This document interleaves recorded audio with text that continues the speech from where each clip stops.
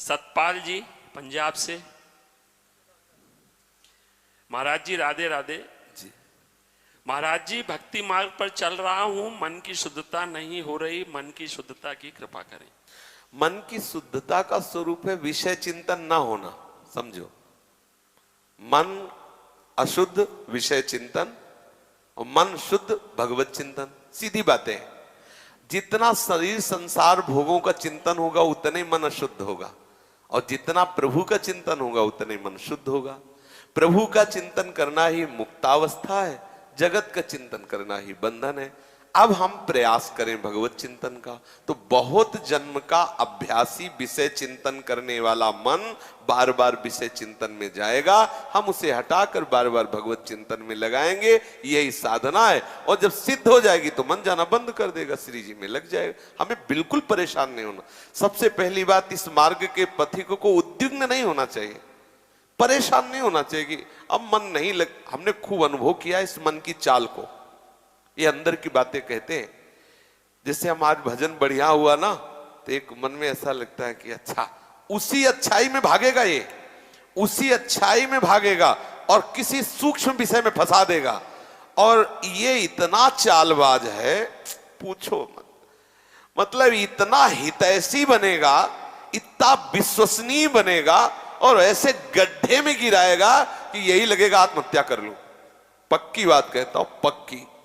अगर कोई पवित्र हृदय से बात सुनेगा तो उसको समझ में आ जाएगा। जो इसके अनुसार, वो बहुते मलिन हृदय वाले हों तो बात अलग है, नहीं जो इसके अनुसार चलते हैं ना, बहुत बेईमान है ये मन। सदैव हमको गिराने की ही कोशिश की, कभी उठाने की नहीं की। इसको जब देखा है तो ये हमारे नाश का ही कारण बना है, हमारे पतन का ही कारण बना है। हमें गिराने की कोशिश की है। गुरु प्रदत्त विवेक के द्वारा इसको जब पकड़ पाए, समझ पाए, ओहो, इसकी तो चाल ही है। जरा सा भी अगर हमें कहीं भी भागवती का आनंद मिलता है, उसी आनंद में हम थोड़ा सा ढील करते हैं, और ढील पाते ही हमें वही विषय में गिरा देता है जहां हम फिर बैठे जलते रहे। एक क्षण के विषय संयोग को कई कल्पों तक नरक पहुंचाने की ये रचना रच देता है। बहुत विजय, क्षण सुख लागी जन्म सतकोटि, करोड़ों जन्मों को बिगाड़ दे, ऐसे ऐसे कर्म करवा देता है। इतना बेईमान है। चतुर उपासक इस पर दृष्टि रखे, इसकी दी हुई प्रेरणा को पहले संत सदगुरुदेव शास्त्र मर्यादा में देखे। अगर वो है तो कोई बात नहीं होगा, नहीं है तो उसकी कदापि बात ना माने, नहीं तो नष्ट कर देगा, पक्का पक्का पक्का। ये अनुभव की बात कहते हैं। और ये बहुत ही बेईमान है, बड़ी सूक्ष्मता से ले जाएगा। यम ही न व्यथ्यन्ते ते पुरुषम पुरुषर्षव सम दुखा सुखा धीरम सो मृतत्वाय कल्पते।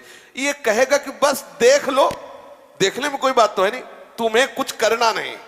अब श्रीमान जी ने देखने में राजी किया, बस छू लो, फिर धीरे धीरे धीरे, और फिर इसके बाद जो फिर वही पश्चाताप कराता है, ऐसा मैंने क्यों किया। और ऐसा एक बार नहीं, हजारों बार ये हमको भ्रष्ट करता रहता है, हमको जलाता रहता है। गुरु कृपा से प्राप्त विवेक के द्वारा पकड़ मिल गई तो ये फिर शांत हो जाता है धीरे धीरे। इसलिए हमें पहली बात समस्त उपासकों से प्रार्थना है, ये 1 करोड़ बार गिरावे तो भी हताश मत होना।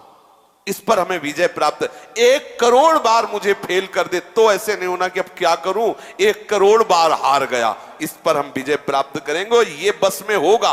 क्योंकि अगर वश में ना होता तो भगवान आदेश ना करते। ये वश में होता है, लेकिन बहुत जन्म का है, खिलाड़ी है, और हम इसी के अधीन रहे हैं। ये हमारी नस नस से वाकिफ है, वो जानता है कौन सी नस दबा देंगे तो गिर जाएगा। सच्ची वाली है, इसको देखा है, बहुत नजदीकी से देखा है। ऐसा फुसला के गिराता है, पूछो मत, आपको पता ही नहीं चलेगा कि गिराने जा रहा है। और अगर कहीं भगवत कृपा से कोई रोकने आ कि भाई ऐसा क्यों, तो वो इतना ज्ञान बघारेगा अंदर से कि उसको सामने वाले को चुप कर देगा। और वही जब आपका पतन हो जाएगा, फिर आप सोचोगे तो वही ज्ञान वो खुद अंदर से देगा कि अगर ऐसा करते तो आप बच जाते। ऐसा आज जो जेलें भरी है ना, जितनी जेल भरी है, सच्ची मानिए वो सब इसी मनी राम के खेल है। जितनी जेल भरी है, ये मन बोले अब क्या करें, मन नहीं माना तो मन नहीं माना। 1 मिनट की क्रिया ने 20 वर्ष की जेल दे दी। ये मन बहुत विचित्र है, और जो इस विचित्र मन को मार ले वही जगत बंधनी हो जाता है, वही महात्मा हो जाता है। घबराने की बिल्कुल जरूरत नहीं। हर बार परास्त होने पर फिर हिम्मत करे कि अब की बार तो मारूंगा इसे, अब की बार गिराऊंगा। और एक दिन गिरा दोगे, पक्का गिरा दोगे, क्योंकि भगवान के अंश हो तुम, निश्चित इस पर विजय प्राप्त। पर हारना नहीं। इसमें होता क्या, इतनी बार हरा देता है कि फिर युद्ध करने का मन ही नहीं होता, लगता है अब जो हो गया, अब क्या होगा, इतना समय पक्का। प्रत्येक हार में विजय छुपी होती है, ये सूक्ष्म बात कह रहे हैं। प्रत्येक पराजय में विजय छुपी होती है, ये कोई सूक्ष्मदर्शी ही जान सकता है। तो आप बिल्कुल सावधान रहना, चाहे जितनी बार पराजय हो, हारना नहीं, वो आपको आगे बढ़ा दे।